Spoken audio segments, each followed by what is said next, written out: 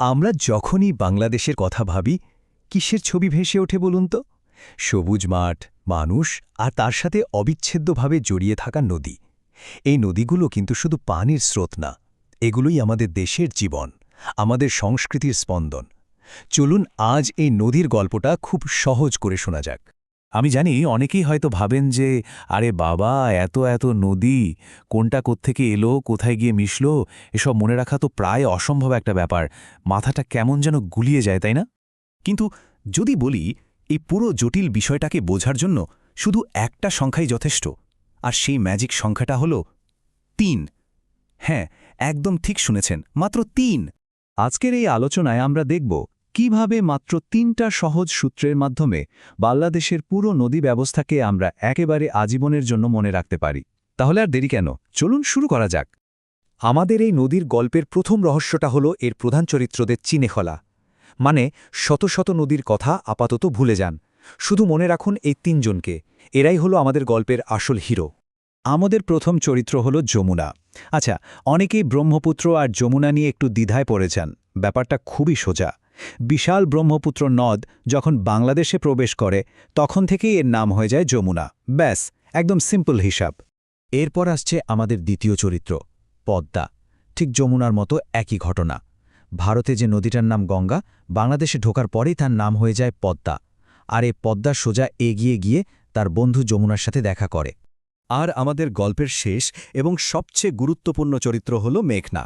ভাবুন তো, পদ্মা আর যমুনা যখন একসাথে মিশে একাকার হয়ে গেল, তাদের সেই বিশাল পানির স্রোতটাকে কে সমুদ্রে পৌঁছে দেবে?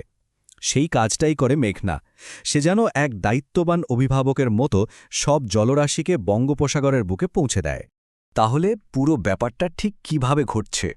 এই ছবিটা দেখুন, কি দারুণভাবে সব বুঝিয়ে দিচ্ছে। উত্তর দিক থেকে যমুনা নেমে আসছে, ওদিকে পশ্চিম থেকে পদ্মা এসে তার সাথে মিশে যাচ্ছে, আর সব শেষে মেঘনা এসে তাদের দুজনকেই এক করে নিয়ে বিশাল এক স্রোত হয়ে সোজা সাগরের দিকে এগিয়ে যাচ্ছে। কি অসাধারণ একটা মিলন, তাই না? তাহলে আমাদের প্রথম ব্রেইন লক বা মনে রাখার সূত্রটা কি দাঁড়ালো? খুবই সহজ।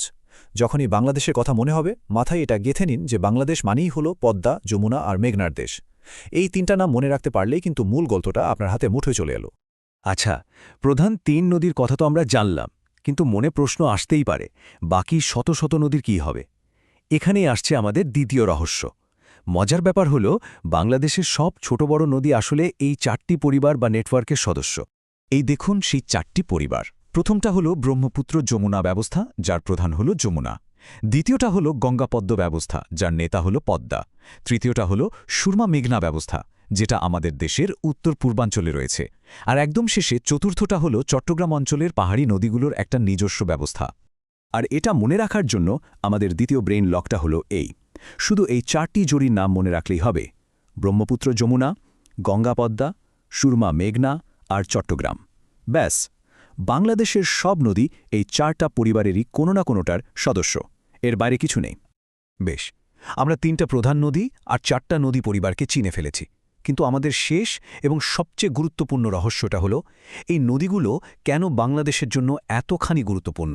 কেন এদেরকে আমাদের দেশের প্রাণ বলা হয়? এর উত্তরটা হলো, নদীর আসলে দুটো রূপ আছে। এক থেকে নদী আমাদের জন্য আশীর্বাদের মতো। এটা হিমালয় থেকে পলি বয়ে এনে আমাদের মাটিকে উর্বর করে তোলে, ফসল ফলাতে সাহায্য করে, যাতায়াতের পথ করে দেয়। আবার অন্যদিকে এই একই নদী কিন্তু বর্ষাকালে ভয়াবহ বন্যার কারণ হয়। আর এর স্রোত যখন পথ বদলায়, তখন ভয়ঙ্কর নদী ভাঙনও সৃষ্টি হয়। নদী যেমন গড়ে, ঠিক তেমনি ভাঙেও। আমাদের তৃতীয় এবং শেষ ব্রেইন লকটা নদীর এই দ্বৈত চরিত্রটাকেই তুলে ধরে।